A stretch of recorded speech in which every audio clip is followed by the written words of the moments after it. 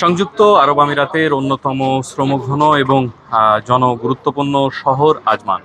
Ajman প্রাদেশিক শহরটিতে বিপুল পরিমাণ বাংলাদেশির বসবাস থাকলেও এখানে তেমন কোনো বাংলাদেশি প্রতিষ্ঠান না থাকার কারণে বিভিন্ন সেবা বিঘ্নিত হন এবং প্রবাসীরা বিভিন্ন ভোগান্তির শিকার হন।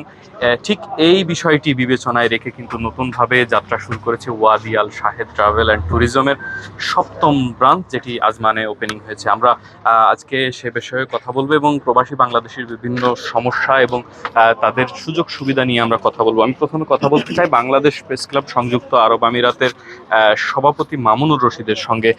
মামুন ভাই, আপনার কাছে জানতে চাই, বর্তমানে প্রবাসী বাংলাদেশিরা এখানে বেশ কিছু সমস্যা ফেস করছে। এরই মধ্যে আবার কোরবানির ঈদ চলে এসেছে, সেখানে আবার নতুন করে টিকিটের অতিরিক্ত দামের খড়গ, সব মিলিয়ে প্রবাসী বাংলাদেশিদের বর্তমান অবস্থা কি এই দেশে? ধন্যবাদ শাফায়েত। বর্তমান পরিস্থিতি হিসেবে আমিরাতে বিগত কিছুদিন ধরে ভিসা জটিলতা আমরা দেখতে পাচ্ছি।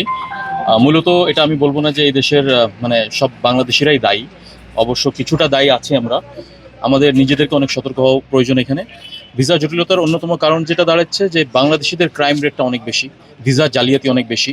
আজকে যেখানে দাঁড়িয়ে আছি আমরা ওয়াদি শাহেদ, এখানে শাহেদ ভাইয়ের আমি এটা তার সফলতা মনে করি যে প্রতিটা ব্রাঞ্চে আমি ছিলাম এখানে ওপেনিংয়ের সময়, এবং এটা অবশ্যই তার যে নিষ্ঠার সাথে যে কাজ করে যাচ্ছে এবং যে ইনফরমেশনগুলো সে প্রবাসীদের জন্য দিয়ে যাচ্ছে, সেই নিষ্ঠার কাজের পরিশ্রমের ফল যে সে এখনও টিকে আছে এবং একের পরে এক, যেখানে আমরা দেখতে পাচ্ছি অনেক ট্রাভেল এজেন্সি বন্ধ হয়ে যাচ্ছে, সেখানে তার একের পরে এক ট্রাভেল এজেন্সি বেড়ে যাচ্ছে। সো এটা তার যে কাজ নিষ্ঠার সাথে করে যাচ্ছে এবং সে যে প্রবাসীদেরকে সহযোগিতা করে যাচ্ছে বিভিন্ন ইনফরমেশন দিয়ে, সেটার কারণে সে আজকে এই সফলতায় দাঁড়িয়ে আছে। এবং আমার একটা মেসেজ থাকবে সকল বাংলাদেশি প্রবাসীদের কাছে যে আমরা যখনই যেখানেই যেভাবে থাকি না কেন, আমরা এই দেশের আইনের প্রতি শ্রদ্ধাশীল হতে হবে। আমাদের যে ভিসা জটিলতা, এটা নিরসনের জন্য সর্বপ্রথম আমাদেরকে ঠিক হতে হবে। আমরা যে জালিয়াতিগুলো করি, আমরা নিজেরা জেনে করি বা অজান্তেই করি, এই জালিয়াতিগুলো থেকে নিজেদেরকে আগে বিরত রাখতে হবে। তো সবাই আইনের প্রতি শ্রদ্ধাশীল হন। এই দুর্নীতিবাজ বা যারা এই ধরনের প্রতিষ্ঠান আছে তাদের বয়কট করুন, প্রয়োজনে কনসুলেটে বা এই দেশীয় আইনের সহযোগিতা নিন। আমার মতে এই ভিসা নিরসন তো অনেক দ্রুত সমাধান হয়ে যাবে। ধন্যবাদ আপনাকে। মামুনুর রশিদ যেমনটি বলছিলেন, আসলে ভিসা জালিয়াতি বা বিভিন্ন ধরনের এই অপরাধ প্রবণতার কারণে কিন্তু আমাদের বিভিন্ন সমস্যা হয়ে থাকে এবং এই সমস্যার সবথেকে বড় যে বিষয়টি, ঠিকমতো ডকুমেন্টেশন বা কাগজপত্রের যে সঠিক ব্যবহার সেটি বুঝতে না পারা।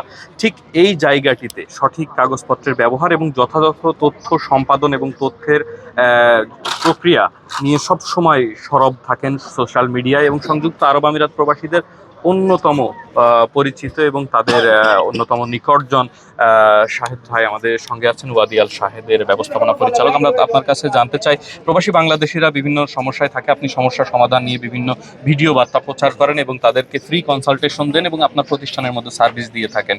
সব মিলিয়ে বাংলাদেশি প্রবাসীদের এই যে সেবা দানে আপনি জটিলতা কি দেখেছেন এবং বর্তমানে এগুলোর সমাধানে কি কি প্রক্রিয়া আপনি নিয়েছেন? আসসালামু আলাইকুম, অসংখ্য ধন্যবাদ আরটিভিকে আমাকে এখানে কথা বলার সুযোগ করে দেওয়ার জন্য। দ্বিতীয়ত যে বিষয়টা নিয়ে আলোচনা করবো, এটা আপনারা সবাই জানেন, বর্তমানে আরব আমিরাতে শুধু বাংলাদেশিদের না, আরও বিভিন্ন ন্যাশনালিটি, এখানে নেপাল, ইজিপ্ট থেকে শুরু করে আরও বিভিন্ন ন্যাশনালিটির ভিসা প্রবলেম। তো ভিসা প্রবলেম যেটা ভিসা সমস্যা, আশা করছি ইনশাআল্লাহ খুব শীঘ্রই এটা সমাধান হয়ে যাবে। বাংলাদেশ সরকারকেও রিকোয়েস্ট করবো, ঊর্ধ্বতন কর্মকর্তা যারা আছেন এখানে, কনসুলেট, দূতাবাস, সবাই যদি এই ব্যাপারে আন্তরিক হন, আশা করছি ইনশাআল্লাহ খুব শীঘ্রই ভিসার প্রবলেমটা সলভ হয়ে যাবে। পাশাপাশি যেটা করবো, আমরা যদি বাংলাদেশিরা, যেখানে এখানে ক্রাইম রেটটা একটু বেশি, এটা আপনারা জানেন, যেটা মামুন ভাই আমার একটু আগে বলেছিলেন, পাশাপাশি ভিসা জালিয়াতি, এই জিনিসগুলো যদি আমরা অ্যাভয়েড করে চলতে পারি, আশা করছি খুব শীঘ্রই ইনশাআল্লাহ আমরা ভিসা সংক্রান্ত যে প্রবলেমগুলো এগুলো সলভ করে আমরা উঠতে পারবো।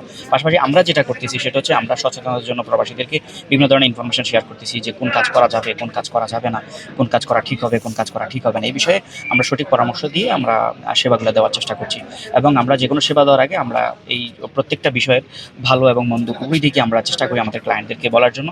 এর পরবর্তীতে ওনার যেটা বেটার অপশন সেটা চুজ করবে, এটাই আমরা তাদের কাছে প্রত্যাশা করি।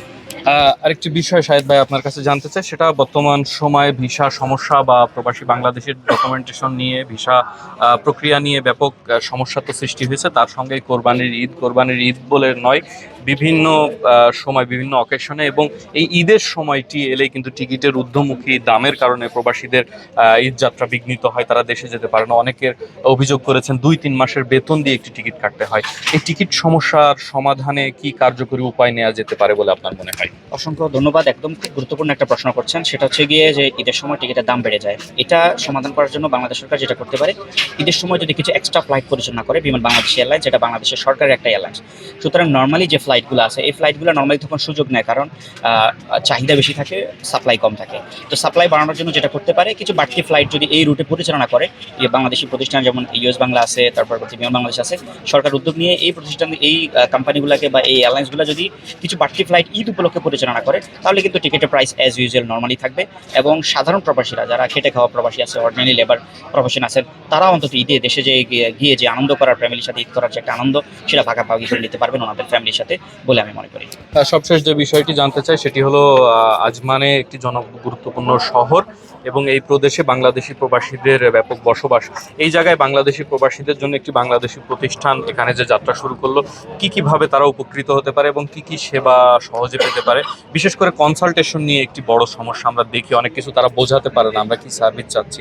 সব মিলিয়ে আপনার প্রতিষ্ঠানে কি সেবা থাকছে? ধন্যবাদ। আমাদের প্রতিষ্ঠানে আপনারা জানেন যে আমরা দীর্ঘদিন থেকে ট্রাভেল রিলেটেড সকল ধরনের সেবা প্লাস টাইপিং রিলেটেড সেবা, মানে ট্রাভেল এবং টাইপিং আমরা কিন্তু এক ছাদের নিচে সকল সেবা দিচ্ছি।